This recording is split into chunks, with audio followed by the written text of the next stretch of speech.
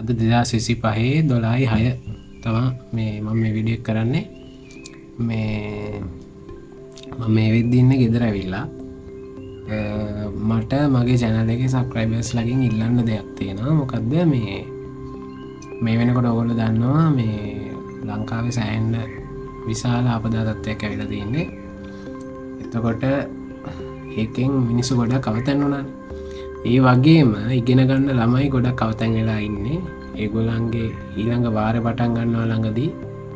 ඒක කල්යයි කල් ගියත් කවදා හරි පටන් ගන්නවා. ඒතර ඒ පටන් ගන්නකොට මම දැක්ක ගොඩක් මේ සෝෂල් මීඩියා වල ෆොටෝස් ෂෙයා වුණා. මේ කියන්නේ ළමයින්ගේ අච්චු පොත් මේ වතුරට ගහගෙන ගිහිල්ලා ඒකල ඉගෙන ගත්ත නෝට් වතුරට ගහගෙන ගිහිල්ලා ඒ වගේ ගොඩාක් ප්‍රශ්න වෙලා තියෙනවා.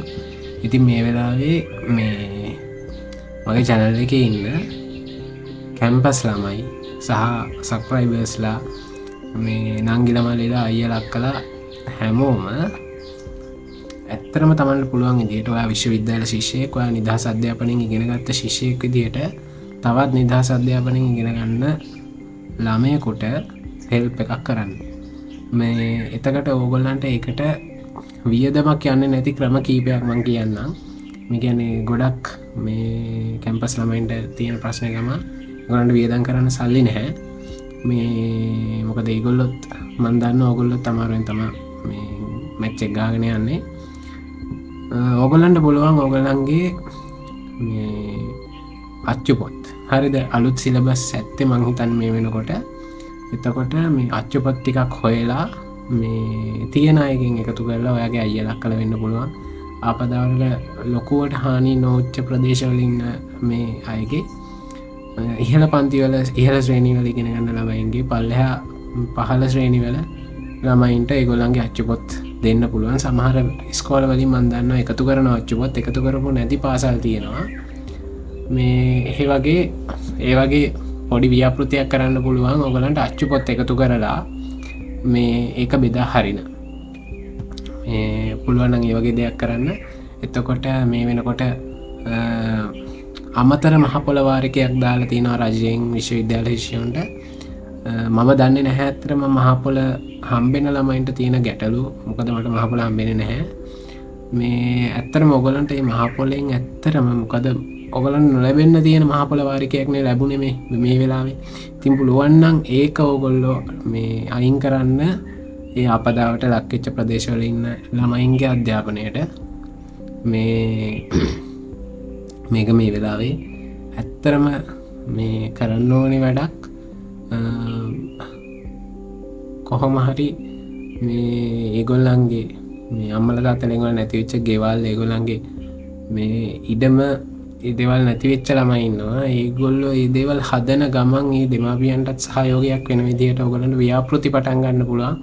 තමන්ගේ ප්‍රදේශයෙන් පටන් ගන්න. මුළු ලංකාවම මේ කවර් කරන්න කලින් ඔයා තමන්ගේ ප්‍රදේශයේ ළමයින් පොඩ්ඩක් හොයලා බලන්න මේ අසරණ වෙලා ඉන්න ළමයි ඉන්නවද? ඒගොල්ලන්ට මොන වගේ අඩුපාඩු තියෙන්නේ කියලා. මේ ඉතින් ඒ වගේ පොඩි ව්‍යාපෘති පටන් ගන්න එක ප්‍රදේශවල. ඔයාට පුළුවන් ඔයාගේ ප්‍රාදේශීය ලේකම් කාර්යාලයට යන්න. ප්‍රාදේශීය ලේකම් කාර්යාලයෙන් මේ හරහා ඔයගලන්ට පුළුවන් අපදාවට ලක් වෙච්ච ප්‍රදේශවල ඉන්න ළමයින්ගේ විස්තර ටිකක් එකතු කරගන්න. මේ ඒ විදිහේ වැඩසටහනක් කරනවා මෙහි ජයසිරිපුර පොළොන්නරුව ළමා සමාජයක් මේ අපේ අල්ලපු ගමේ. මේ ඉතින් මම ඒකට සම්බන්ධ වුණා. ඒකට සම්බන්ධ වෙලා ඒගොල්ලෝ මට මේ අයිටම් ලයිස්තුවක් මේ එව්වා මේ අරන් දෙන්න කියලා.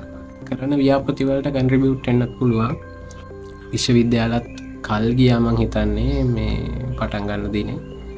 මේ ඒක නිසා ඔය ගෙවල් වලට ගියපු කැම්පස් ඉන්න ළමයි ඕගොල්ලෝ ඇත්තටම ළමයි ඕගොල්ලන්ගේ මහ පොළ 10 දෙනෙක් එකතු කරලා ලොකු වැඩක් කරන්න පුළුවන්. ඒ වගේ අසරණ වෙලා ඉන්න ළමයෙකුට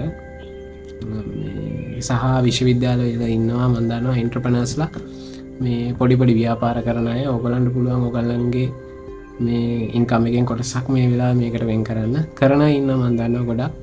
මේ මට වුණේ තවත් කෙනෙක්ව ඉන්ස්පයර් කරන්න මේකෙන්. මේ ඔය වගේ වැඩසටහන් කීපයක් යනවා.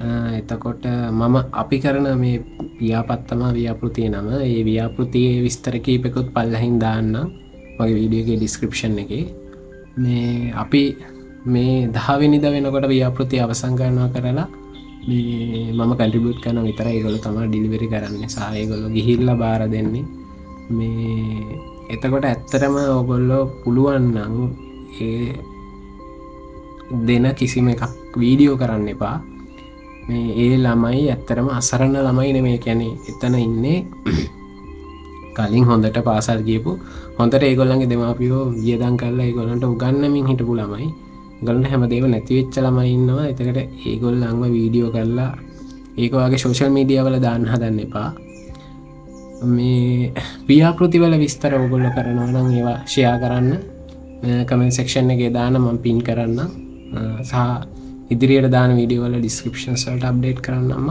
සහ මොනහරි ඕගලන්ට මේ වගේ ඕගොල කරන ව්‍යාපෘතියක මොකක් හරි සෝෂල් මීඩිය හරහා දෙයක් කරගන්න තියෙනවා නම් මගේ මේ ඊමේල් එක මන් දාලා තියෙනවා ඊමේල් එකට මට ඊමේල් එකක් එවන්න ඊට පස්සේ මම කන්ටැක්ට් නම්බර් එවන්නම් මට මේ වීඩියෝස් වල මගේ පර්සනල් කන්ටැක්ට් ඩීටේල්ස් ෂෙයා කරන්න බෑ මොකද ඊට පස්සේ ඔයගොල්ලෝ දන්නවනේ මේ ඒක නිසා ඔය වගේ වැඩ කීපයක් යනවා